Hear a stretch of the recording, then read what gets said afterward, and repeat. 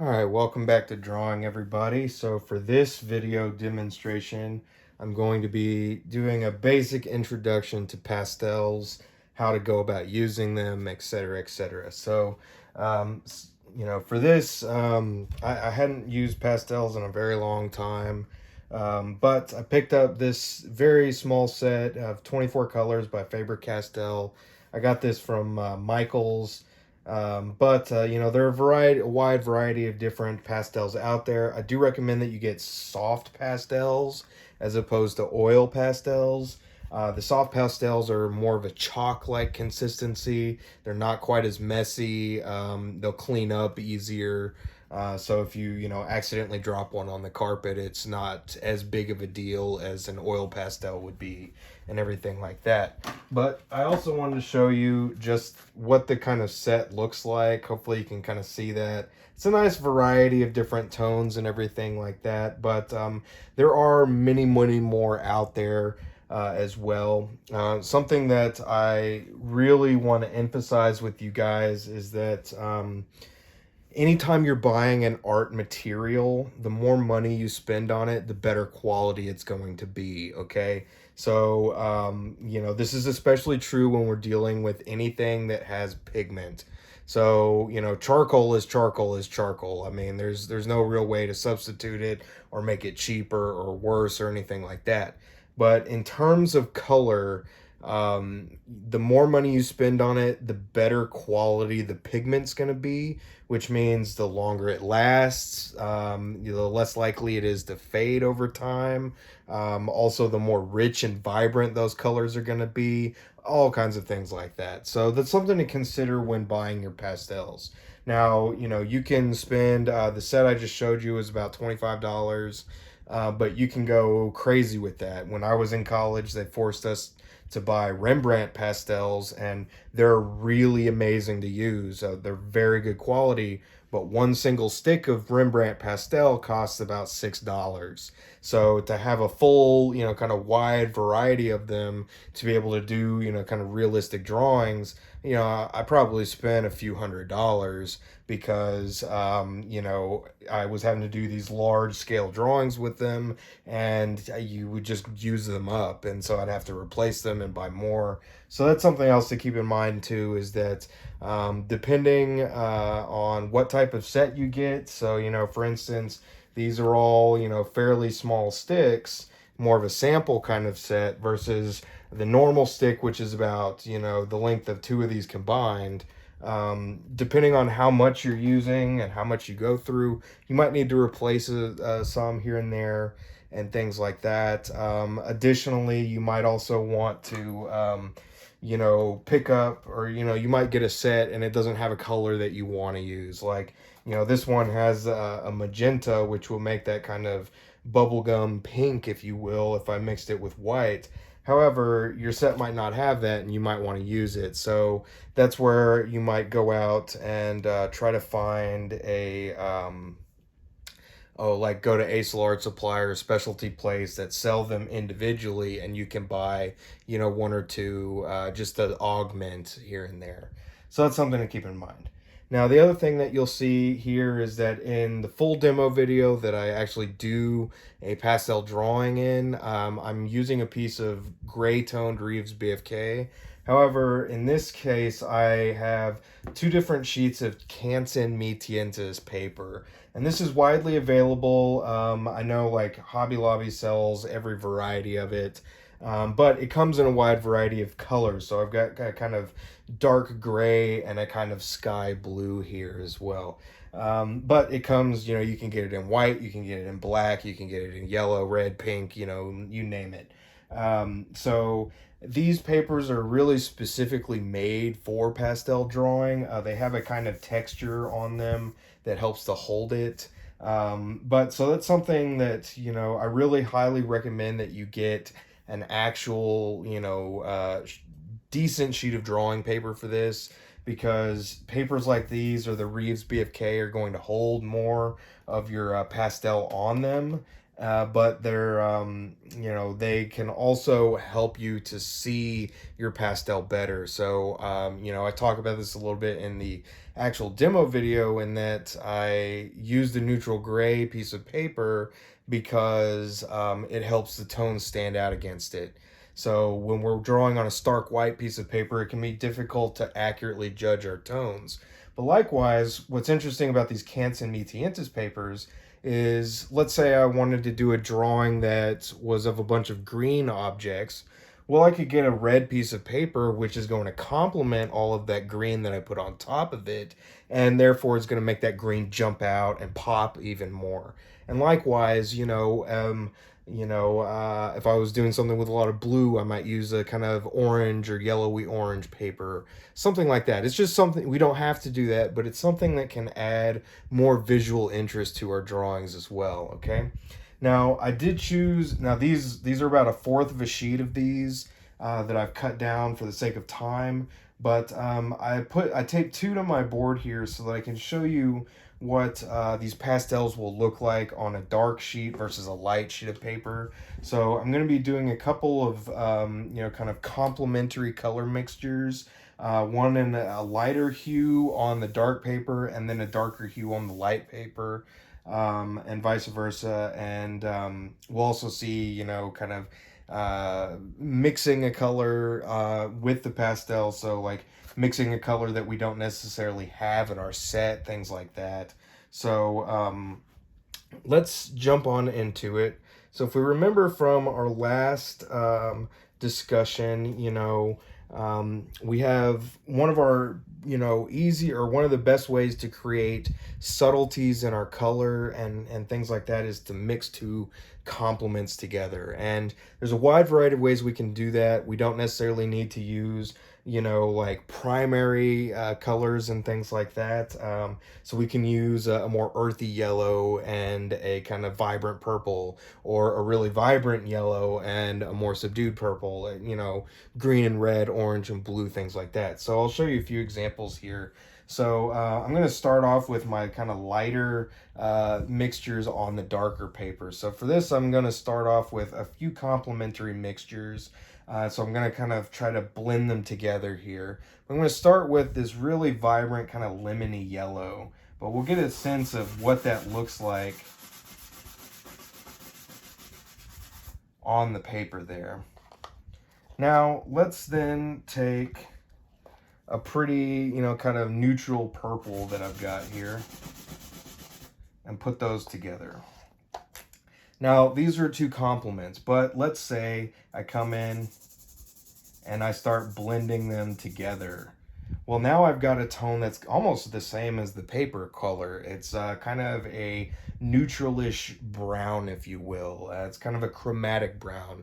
But, I could mix this in with another color and then create even more subtleties there. So let's also see what a darker or a more kind of neutral yellow would do in the same light. So here I've got a more of an earth tone yellow. So I think you can probably see some of the that texture on the paper there. But let's put it with the kind of more blue violet kind of color. So once again, this would still be a kind of complementary mixture, although it's much more subtle and subdued. And once again, by kind of blending the two, we can see that now I have a little bit more of a greenish gray this time. All right, so let's do something else. Let's do a red and a green. So let's do this really kind of vibrant lime green color that I've got here. So let's do that. And then let's mix it with my magenta, just for funsies. So here we've got two, fairly distinct colors, but once again, they're technically complements, although rather extreme complements. However, when I mix them, once again, we can see that it starts to tone that down. And so the other thing is you might have to kind of go back in and readjust that somewhat because the darker color is always going to dominate the lighter color. But once again, now we've got a kind of neutral gray that's going on in there. But likewise, let's see what a darker green would do in that regard. So let's do this kind of bluish green. And then let's use a more kind of neutral red, or a primary red, if you will. So then once again, I can go in and, so now because that green was more of a blue green, now I've got kind of a purpley, a kind of greenish purple mixture that happens there. So once again, it's a wide variety of different things can happen. Now let's also do something in the neighborhood of orange to blue. So let's do a really vibrant orange and a really vibrant blue this time. So I'll use my cerulean and like my pure orange. I'm gonna put a little bit more orange on there. But once again, when I mix these, it's gonna create a kind of greenish brown there a little bit, all right? And so that's kind of an interesting facet to this. But let's also see what a more earthy, neutral version of that would look like as well. So there I've got a kind of earthy orange, or a kind of burnt sienna, if you will. But then let's compare that to, say, an ultramarine blue.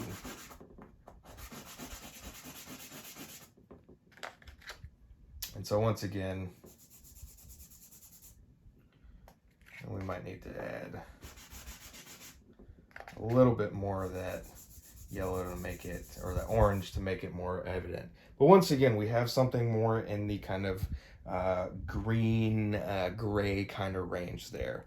Now the other thing to note is that this is very messy. There's a lot of dust on my board and my easel now, and you can see just how messy my fingers are. So be aware, I've got a drop cloth on the floor down here, so I'm not getting too crazy.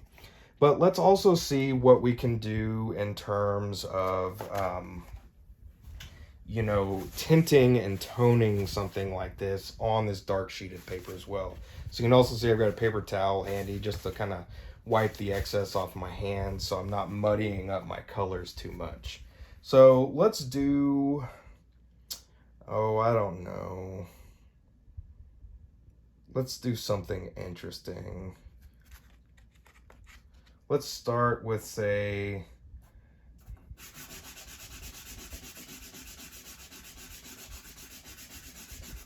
my cerulean blue there. But then let's take it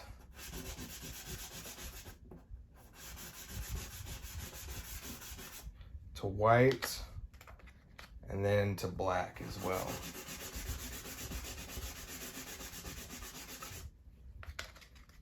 I'm actually going to pop some more cerulean in there.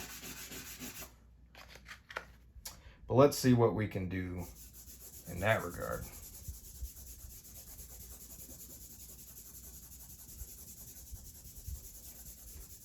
So bam, I mean, obviously this is very rough, but we've just created a kind of gradation of this kind of bluish, kind of light or cerulean blue color. But if I was to come in and add some more of that there, and then come in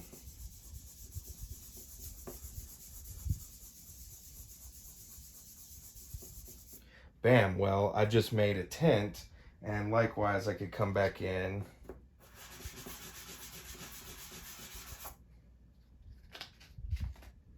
and add more white.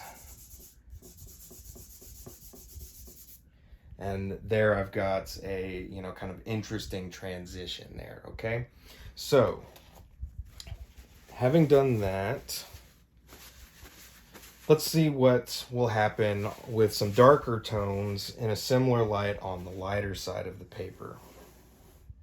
So, let's do, once again, something similar. Let's start off with a kind of dark yellow.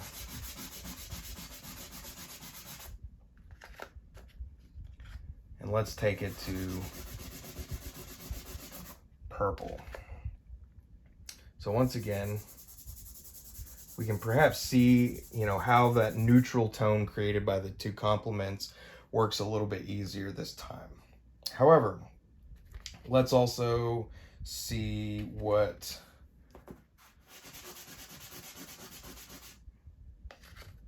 a more kind of less distinct form of this would be. So once again, we can see there's quite a variety that we can do there. But likewise, let's do a kind of hunter green and an earth red. Well, once again,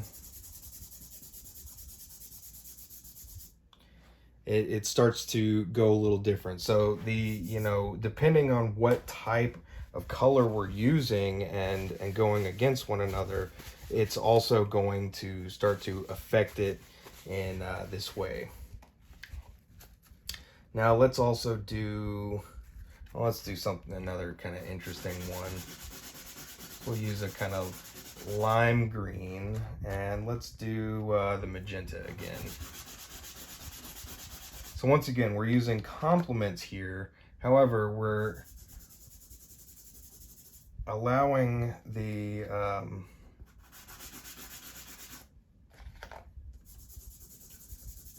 mixture to kind of happen between them. And once again, we can start to see how mixing complements can make these neutral tones, which can help add variety to our drawing, because not everything is going to be that, you know, really crazy lime green. You're going to have these much more subtle transitions in there. But likewise, let's also see, let's do another orange to blue. So let's do, kind of my heavy orange and a kind of cobalt blue. And let's make an interesting orange this time. So I'm going to take that again, but I'm going to add some of my yellow to it. So there, I've just added, you know, some yellow to that orange, and I've lightened it, so we can also influence all of these colors with any and everything that we want. But let's also take that with the cerulean blue that's mixed over just a tiny bit of that yellow that I cleaned off there. So once again, I'm trying to wipe my fingers off so I'm not muddying these colors up too much. But let's look at, let's start with the light one. Once again, we get a kind of interesting green there.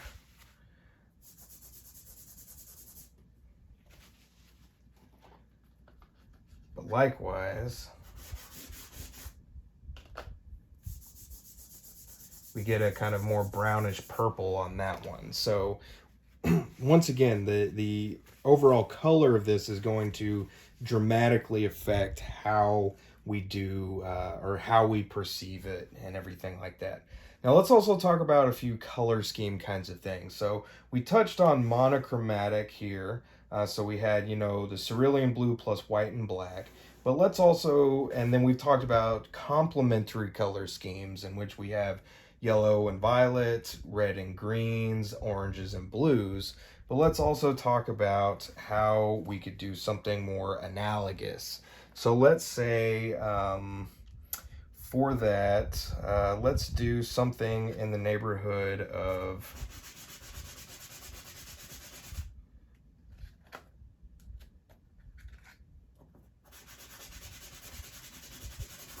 yellow-green, then perhaps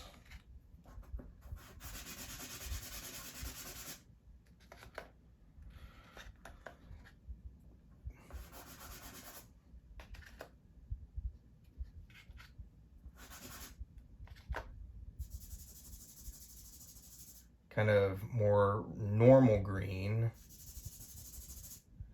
And then we can do something more like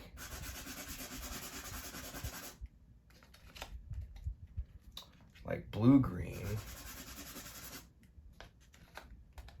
Let's pop the blue up just a little bit.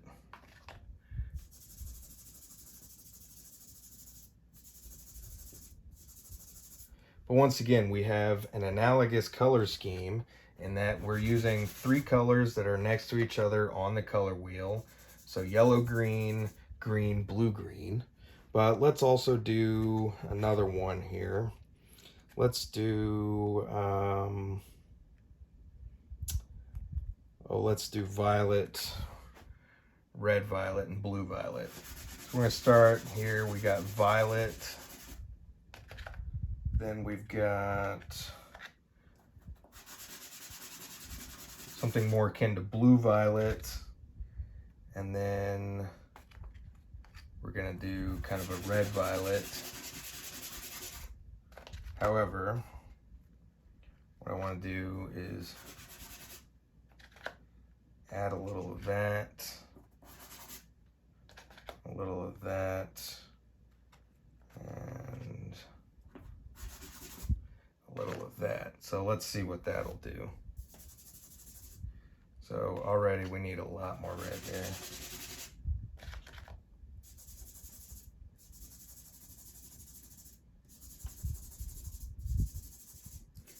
So once again, there we would have an analogous color scheme in that we've got a red violet, violet, blue violet that go together. But we can also do a split complement as well. And so that would be when we took something, you know, like a primary color and then split the complement into our 2 tertiary color tones. So we could do something like, you know, yellow.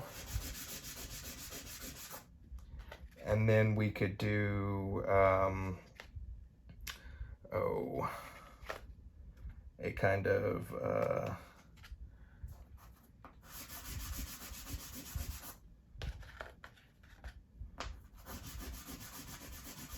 blue violet and a red violet.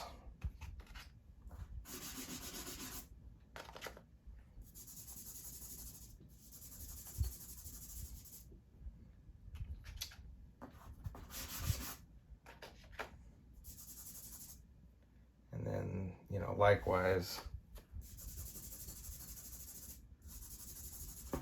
So we would have, you know, and I should have done the yellow in the middle, I apologize. But once again, that would be a kind of split complement. We could also punch that up. Let's do another one over here. But in this case, let's do blue-green.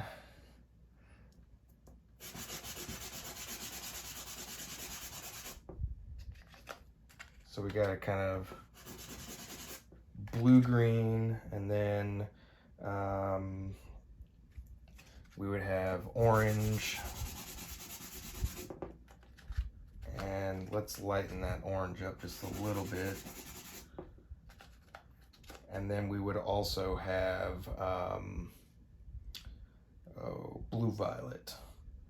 So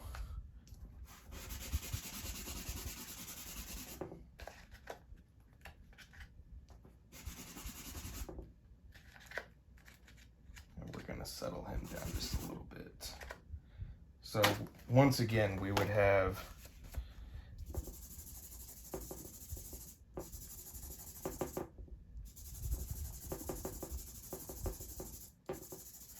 a color scheme, something like that would also be a split complement, because these two are splits on, you know, either side of blue against orange, which is the complement to blue. So that's something else to keep in mind, is that when we're doing our colors, we can think about these kinds of mixtures that will help to create more subtlety within our colors and everything like that. But likewise, we can also tint and shade any one of these. So let's take white to this guy, at least on half of it.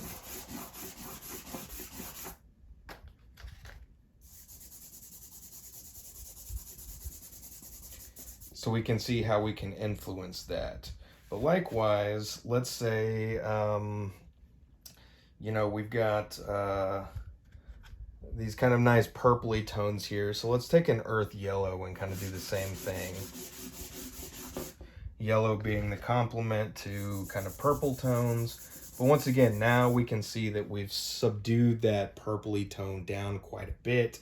And we've actually got a kind of nice light purple that we could use in like our flesh tones and the shadows, things like that, and what have you. But, you know, likewise, we could do all manner of things. We could influence all of these, you know, in a variety of ways. So here we took that lemon yellow and settle that down some. We could also say, take this kind of lighter green to our green-red mixture there, and once again create more interesting combinations and what have you. So you know, this is fairly basic. This is fairly basic mixing.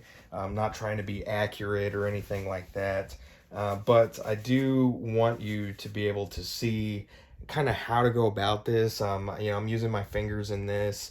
In the demo video, you'll see me use my fingers, some paper towels, some blending stump. But I want you to see too how messy this can be. So be sure that you're doing this over, you know, a tarp or outside or somewhere where you don't mind getting a little messy, because you can see my hands and my blending stump here are pretty colorful, and my paper towel is that I've been wiping my hands off on is fairly colorful as well. But I also want you to be able to see, you know, the bottom of my easel here, and hopefully you can see all of that excess dust that just came off of the drawing as I was doing this. And once again, that's partly due to rubbing it, but it's also partly due to the kind of heavy texture of this paper and everything like that, which I'm sure you can see here and there.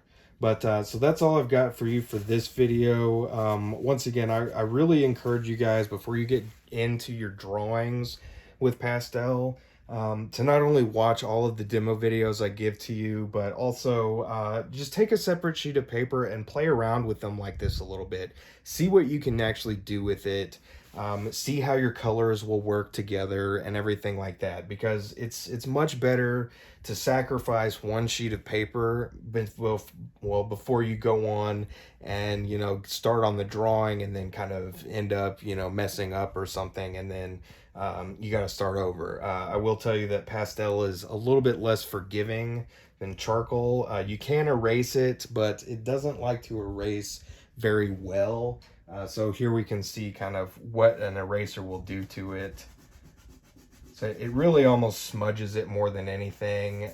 It kind of comes off, but you're also gonna like really dirty up your eraser. I recommend that you try to avoid erasing as much as possible. It's actually easier to just layer more of the pastel up on top of it.